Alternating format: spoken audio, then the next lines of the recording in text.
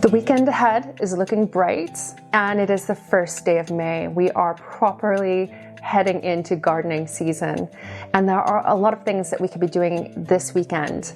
First of all of those spring bulbs that have been flowering so beautifully, a lot of the flowers are now starting to look a little bit, I guess, worse for wear. So go ahead and deadhead those, but make sure that you leave the leaves of daffodils and any other spring bulbs out so that they can harvest energy, put it into the bulbs, and come back next year. You can also sow some wildflowers. You can do that either in a tray under cover or direct into patches of bare earth. Now, wildflowers do really well in poor soil where grass basically doesn't compete with them. So you do not need to add extra compost to that growing area. You can just scatter the seeds on and keep it well watered.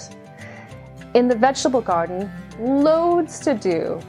You can plant onion sets and you can direct sow lots of seeds, including spring onions, beets, radishes, spinach, lettuce, carrots, leafy herbs, salad greens like rocket, and you can also plant strawberry plants, second early potatoes, and Jerusalem artichokes.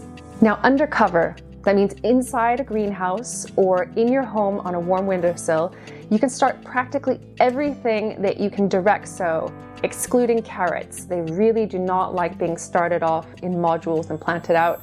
Their roots get all wonky and forked and just practically unusable, so just always try to direct sow carrots.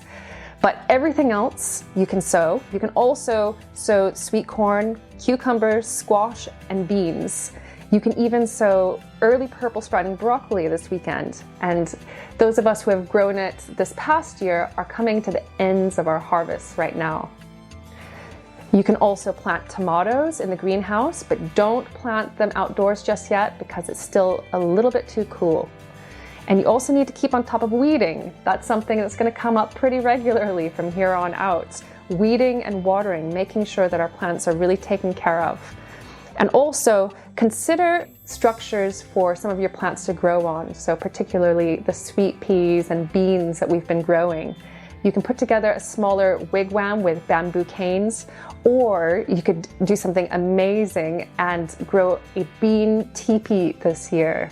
So a massive teepee that beans grow up, but that smaller humans, little kids, can go inside. And I bet you that if you have kids and you build one this year, they will never forget it. There are loads of other things that we could be doing this weekend and through the month of May. And there's a new article on lovelygreens.com that will take you through a lot more ideas to get your appetites whetted for the month ahead.